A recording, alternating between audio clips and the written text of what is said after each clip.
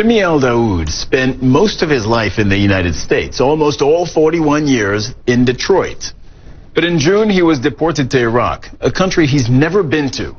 And now Aldaoud is dead.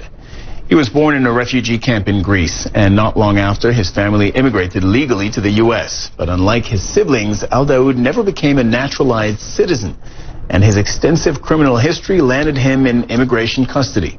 His lawyer blames his legal troubles on mental health issues. This video was taken soon after he arrived in Iraq.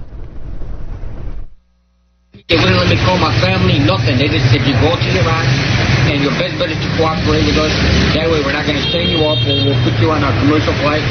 I begged them, I said, please, I've never seen that country, I've never been there. However, they forced me, I'm here now, and I don't understand the language, anything. I've been sleeping in the street, I'm diabetic, I take insulin shots, I've been throwing up. Joining me is Michigan Congressman Andy Levin, who represents the district where Mr. Aldaoud lived. You were also working to get his remains back to Michigan. What's the news on that? Yes, Cyril. Well, it looks like we will be able to get Jimmy Aldaoud's remains back to Michigan, and his family just wanted him to have a proper Catholic burial. They're Chaldeans, Iraqi Catholics.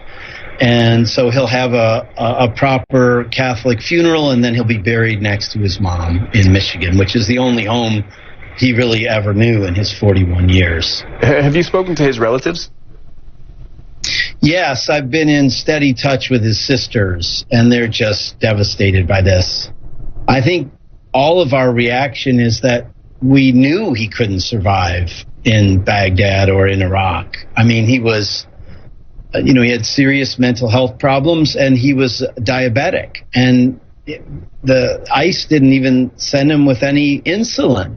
I mean, they didn't let him make a phone call, get any money, pack a suitcase. They say otherwise, by the way. ICE says that he was supplied with a full complement of medicine to ensure continuity of care.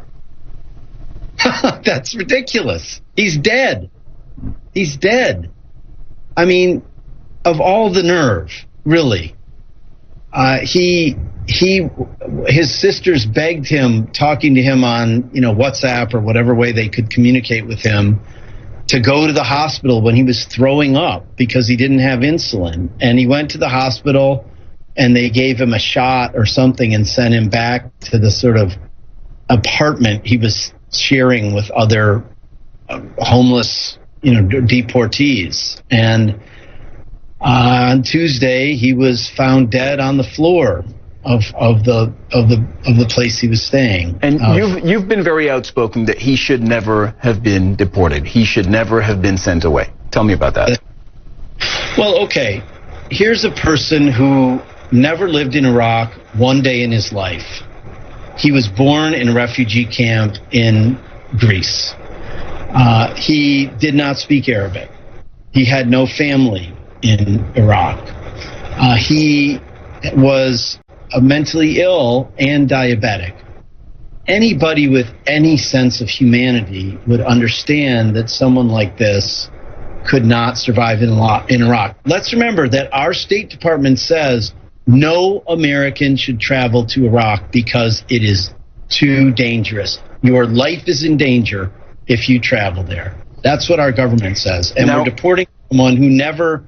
he came to the U.S. when he was 6 months old as a refugee, and he'd never set foot in Iraq.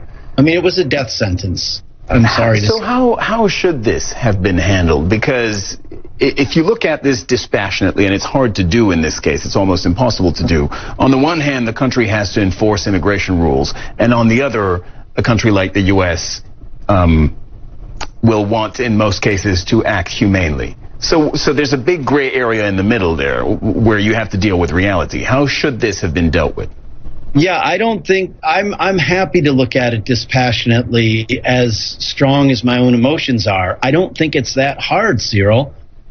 The Trump administration should just have done what every Republican and Democratic administration before it did in terms of Iraqi nationals who've had some problem with the law in our country.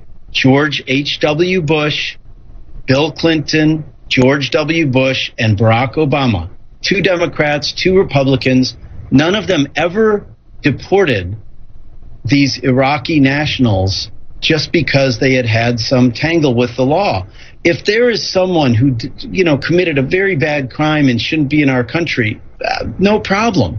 But we're talking about the 1,500 of people that we're talking about.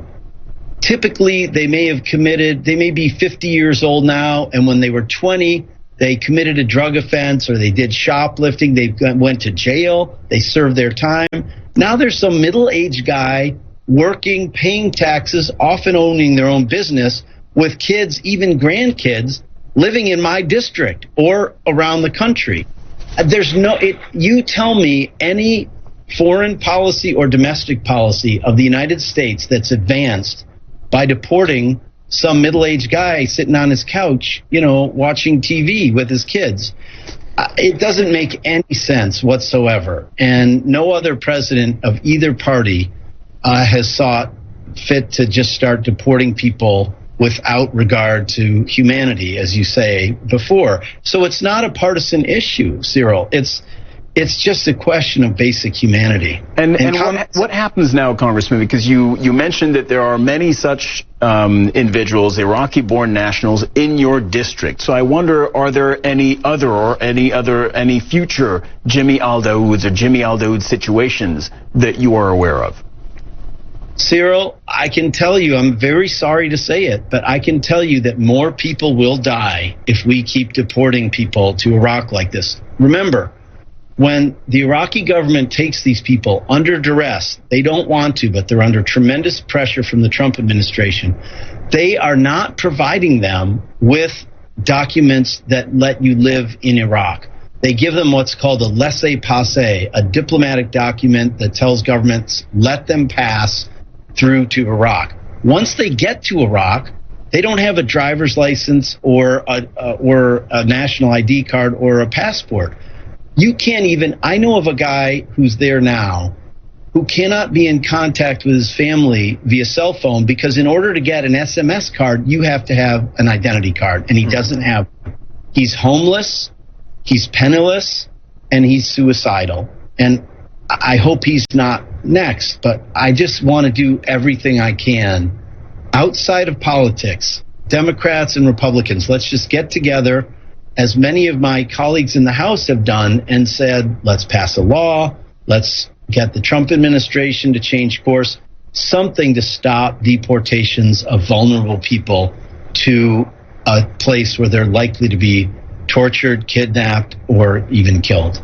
Yeah, and Congressman, I know you've worked on a bill that would do just that. Thank you so much for your time today, and we'll follow up with you on this story. Congressman Levin, all right, thank you. Thank you so much.